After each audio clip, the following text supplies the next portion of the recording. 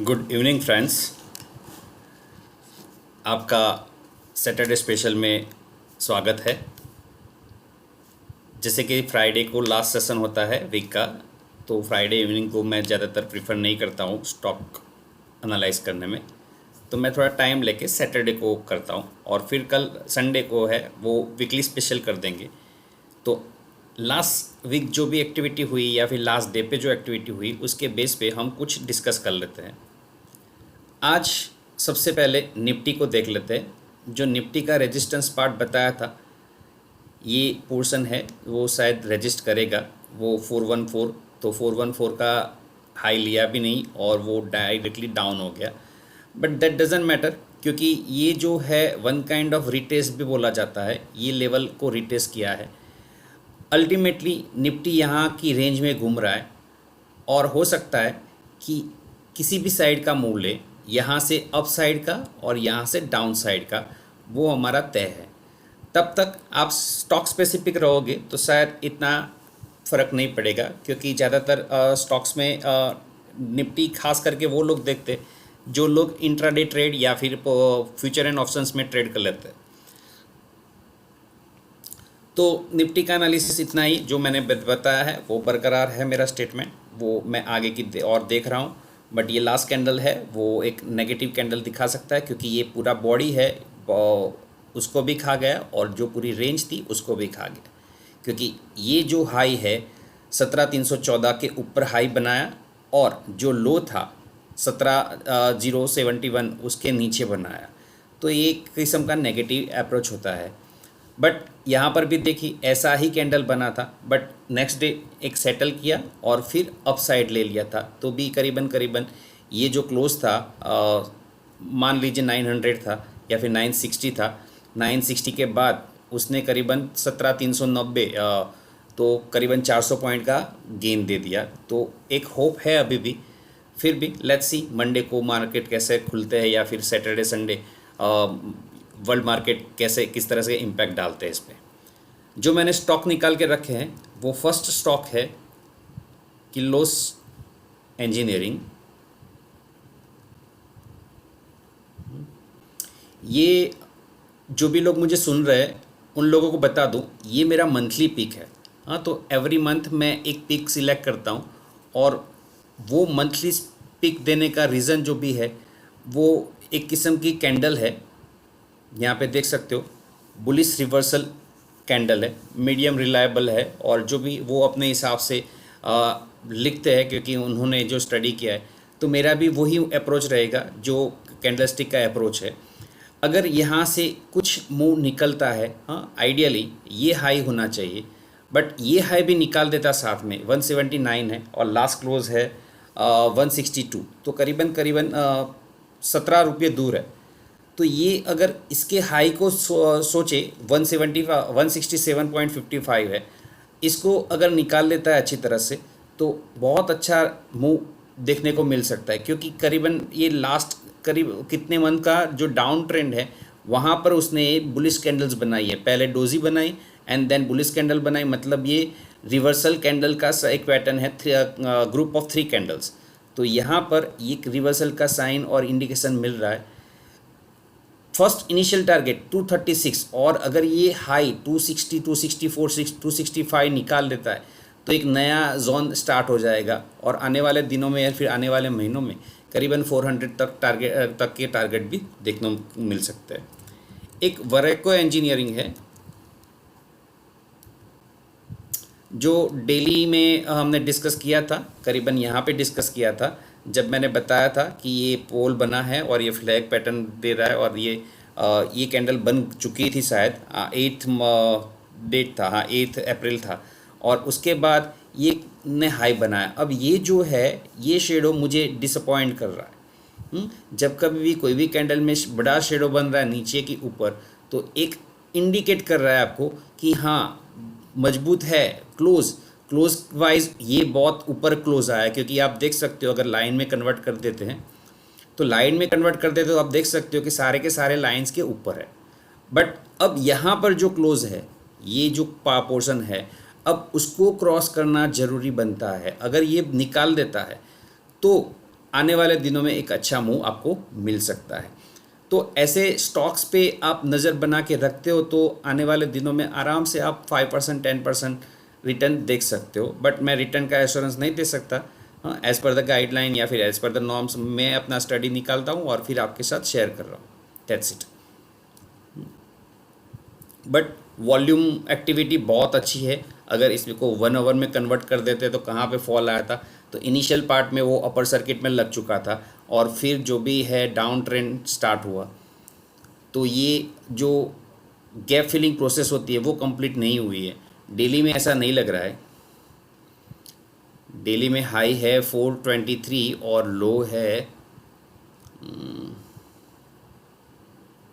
427, तो गैप है। तो आप वेट एंड वॉच, यहाँ से अगर मिल जाता है तो आप अच्छा एक ट्रेड ले सकते हो।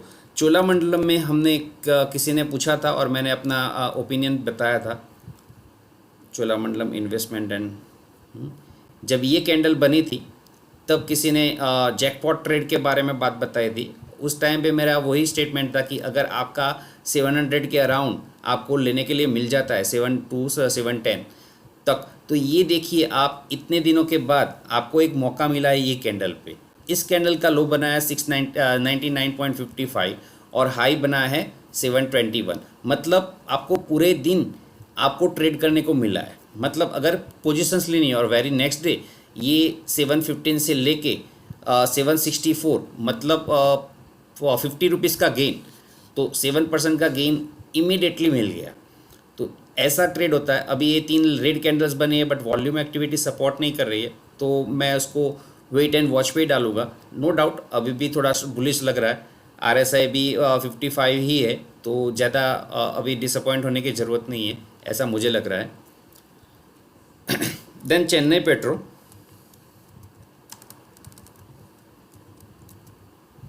बहुत अच्छा मूव रहा था। ये नेगेटिव कैंडल होने के बावजूद इसने बहुत अच्छा मूव, क्योंकि ये जो नेगेटिव कैंडल थी वो कैंडल के ऊपर उसने हाई ओपन किया, उसके हाई के ऊपर ओपन किया और फिर जो न्यूज़ था या फिर आगे अगले दिन की जो एक्टिविटी थी, हाँ, डॉली खन्ना ने कुछ स्टेक परचेस किया था, मैंने बड़ा स्टेक परचेस किया है, वो मैंने बताया था। तो जो भी सेंटिमेंट्स होते उसके हिसाब से ये स्टॉक ने अप मूव ले लिया। अगर आपको एंट्री लेनी है तो फिर से मैं वही बोलूँगा कि हाँ, 220 के अराउंड आने वाले दिनों में अगर थोड़ा बहुत कूल डाउन होता है, क्योंकि कंटिन्यूसली यहाँ से आप देख सकते हो 120 से लेके 279 तक की जर्नी बहुत कम दिनों में क्रॉस कर लिए। तो हो सकता है कि थोड़े दिन के लिए ये यहाँ पे सेटल हो जाए या फिर कूल डाउन हो, तो ये 220 के अराउंड अगर आता है तो आपके लिए एंट्री पॉइंट बहुत बढ़िया बन सकता है। Then I have picked one more, rather 3 निकाल के रखे आप लोगों के लिए। रुचि सोया एक यूट्यूब कमेंट में था या फिर पर्सनल कमेंट में था, मुझे नहीं पता है, मगर जब IPO ख़त्म हो गया, यहाँ पे कुछ IPO का अलॉटमेंट हो चुका था कि कोई भी, यहाँ पे मुझे किसी ने पूछा था कि हम क्या कर सकते। वहाँ पे मैंने स्ट्रांगली बोला था कि हाँ, होल्ड लग रहा है अभी। तो वो होल्ड जिसने भी किया था वो देख सकते हो आप, ये जहाँ तक की जर्नी आ गई। अब यहाँ पे बाबा जी नचा रहा है या कंफ्यूज कर रहे हैं वो पता नहीं, बट अगर मुझे नई एंट्री लेनी है तो मेरा ये पॉइंट करीबन से 1150 के ऊपर जब तक नहीं जाता है तो तब तक मैं इससे अवॉइड ही करूँगा, क्योंकि ये सप्लाई जोन है। तो इस हिसाब से अगर 1150 के ऊपर टिकता है, हाँ, टिकने का मतलब होता है कि 2-3 पैरामीटर्स मैं आपको दे रहा हूँ अभी, अगर आप मुझे सुन रहे हो तो, या तो 15 मिनट तक वहाँ पे ट्रेड होना चाहिए, या फिर डे एवरेज वहाँ से ऊपर है। हाँ, डे एवरेज अगर मान लो 1151 है तो आप वहाँ पे ट्रेड कर सकते हो। तो आप प्रॉपरली स्टॉप लॉस डिफाइन कर सकते हो कि डे लो को स्टॉप लॉस लेना है या फिर एवरेज को स्टॉप लॉस बना के रखना है, क्योंकि यहाँ से नीचे फिसलेगा तो भी एक किस्म का नेगेटिव इंडिकेशन ही रहेगा, क्योंकि जब पता नहीं किस तरह से उन लोग ट्रेड करते हैं, क्योंकि हमको आइडेंटिफाई करना है, हमको स्मेल करना है कि ट्रेड हमारे ग्रिप में रहेगा कि नहीं रहेगा। जैसे कि RIL में बना ये 100 है, उसकी जगह पे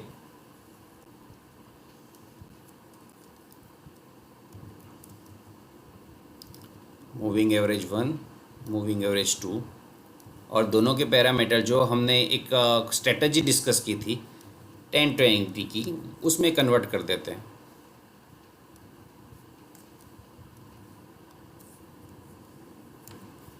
और स्टाइल में इसका कलर चेंज कर देते हैं, let's say red, dark red. तो ये जो भी अप मूव था, अप मूव का 10 DMA के पास आया और फिर उसी दिन एक कैंडल ने संभाल के रखा और फायर हो गया। अब यहाँ पर भी नेगेटिव कैंडल बन रही है बैक टू बैक। हाँ, यहाँ पर भी सप्लाई जोन बन रहा है, ये भी कंप्लीट सप्लाई जोन है, क्योंकि जहाँ से ओपन हुआ था हाई बनाया और उसी दिन नीचे आ गया। वो मार्केट सेंटीमेंट के हिसाब से हो सकता है, या फिर निफ्टी का जो प्रेशर है, या फिर जहाँ पर भी प्रॉफिट अच्छा मिल रहा हो वहाँ से जो भी कोई भी बंदा है वो निकलना ट्राई करेगा। तो एक किस्म की नेगेटिव कैंडल्स है, तो हो सकता है फिर से यहाँ पे टच करे और फिर अपना मुंह आगे का मुंह दिखाएगा।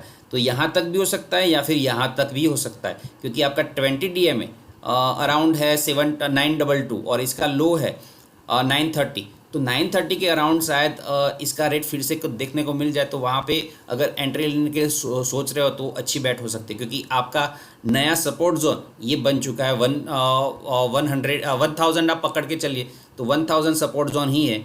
तो आप अच्छी तरह से स्टॉप लॉस को डिफाइन कर सकते हो। देन शांति गियर,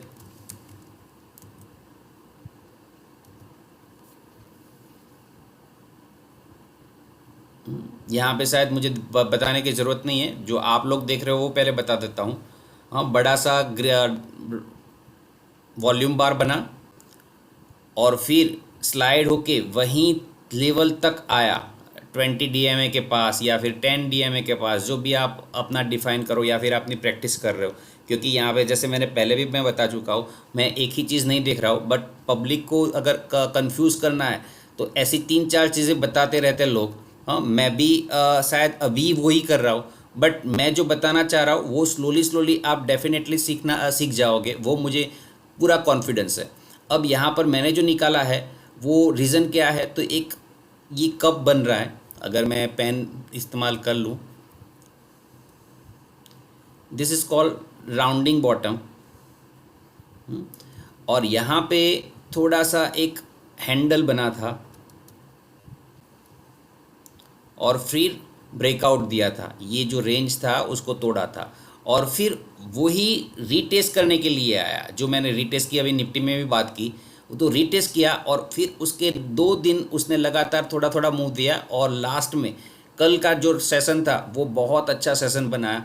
करीबन ये गेन है 206 से लेके 235, मतलब 30 रुपीज़ का गेन है।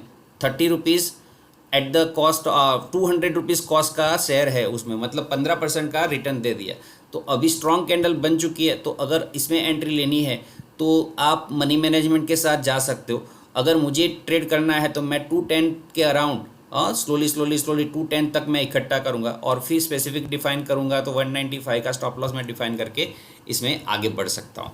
और डिपेंड करेगा आपका स्टॉप जो भी साइज़ है कितना आप बना रहे हो, तो 190 भी आप स्टॉप लॉस डिफाइन कर सकते हो, 180 भी बनता है। तो डिपेंड करेगा, जैसे अगर बड़ी साइज़ है और थोड़ा क्योंकि एक बंदे ने जैसे 5000 क्वांटिटी में स्टॉक ले लिया था, क्योंकि उसको लगा कि अच्छा सर ने बोला है तो मैं ट्रेड कर लूँगा, 2 रुपये में निकल जाऊँगा।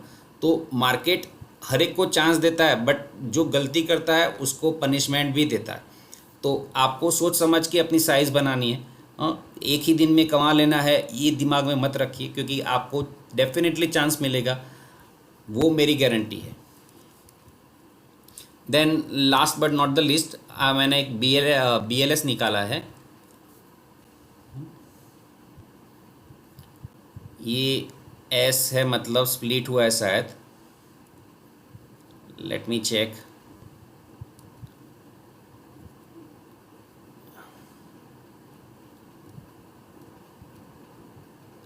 अच्छा, इसको मैं छोड़ देता हूँ।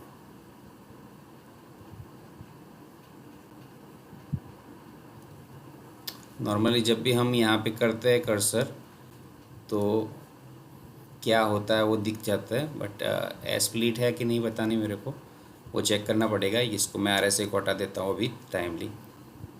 तो बहुत अच्छा मूव है, ये फिर से एक राउंडिंग बॉटम जो बना था उसको यहाँ पे तोड़ा है और फिर यहाँ पे कुछ इकट्ठा हुआ है, मतलब आप क्या हैंडल भी कंसिडर कर सकते हो। अब ये हैंडल को भी ब्रेक कर चुका है और आप इतने साले करीबन ये एरिया है 21 सितंबर 21 से लेके, हाँ, यहाँ पे वॉल्यूम एक्टिविटी हुई थी और स्टॉक यहाँ से स्टार्ट करके 120 130 से उठ के करीबन 280 तक चला था।